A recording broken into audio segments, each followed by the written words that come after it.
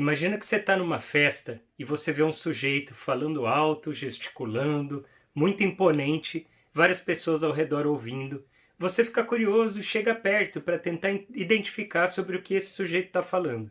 Como você vai se aproximando, você vai percebendo que as coisas que ele está falando são simplificações a respeito de tudo. Ele está falando sobre o mundo, sobre o universo, sobre como as coisas devem ser, sempre com muita certeza e muita segurança, mas com argumentos bem simplistas. Essa história eu vi num podcast, e o host do podcast quis falar sobre essa história para mostrar como, para a gente entender a obra do René Descartes, é importante a gente entender para quem ele está falando. E ele fez uma analogia entre esse sujeito na festa e o homem da Idade Média.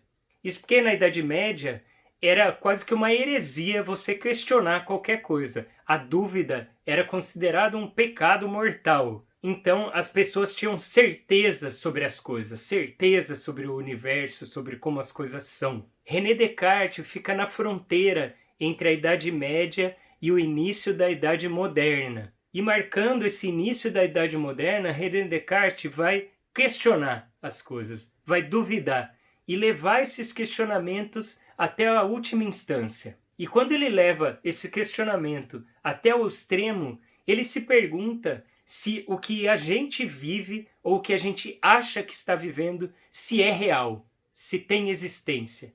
E ele chega à conclusão que, na verdade, não tem nada que comprove que o que a gente acha que está vivendo é real. E aí, se a gente leva esse questionamento ao extremo, o que resta? Descartes fala que o que resta é o pensamento de que aquilo é real. Eu penso que eu estou vivendo isso. Eu penso que isso é real para mim. E aí, isso é a instância que sobra quando a gente leva o questionamento até o extremo. René Descartes fala sobre res cogitans, que é esse ser que pensa. E ele coloca isso em contraposição ao res extensa, que é o nosso corpo, que ocupa lugar no espaço. Com isso, René Descartes ficou conhecido como o filósofo que separou mente e corpo. E o problema da separação radical entre mente e corpo é que se a gente leva essa separação ao extremo, a gente tem problemas, por exemplo, nas práticas em saúde, quando a gente olha para o nosso paciente e a gente fica se perguntando se os sintomas dele são puramente físicos. Se a gente achar isso, a gente perde de vista fatores psicológicos que influenciam muito nesses sintomas. Por outro lado, se a gente só olha para os fatores psicológicos, a gente perde de vista sintomas físicos que são muito importantes também no caso. Agora, Descartes foi acusado injustamente de fazer uma separação tão radical. Ao longo da obra dele, a gente vê vários exemplos de momentos em que ele buscava compreender essa interação entre esses fatores físicos e psicológicos.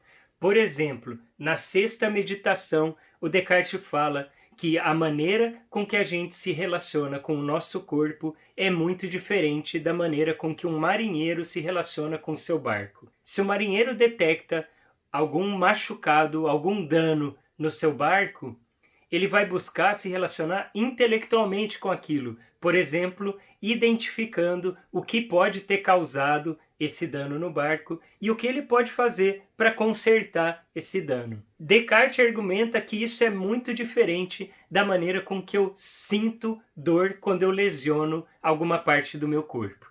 É curioso o Descartes usar justamente a dor para exemplificar que a interação entre mente e corpo é muito mais complexa do que a maneira com que um marinheiro, por exemplo, se relaciona com o barco, com fatores objetivos. Ou seja, a dor é um aspecto subjetivo em que a mente percebe algo que está acontecendo no corpo. Interação entre mente e corpo é algo que a gente vai falar muito ainda. Tem uma parte mais filosófica, tem partes mais neurofisiológicas e a gente vai chegando a uma compreensão um pouco mais profunda conforme a gente vai somando esses vídeos, posts e essas discussões.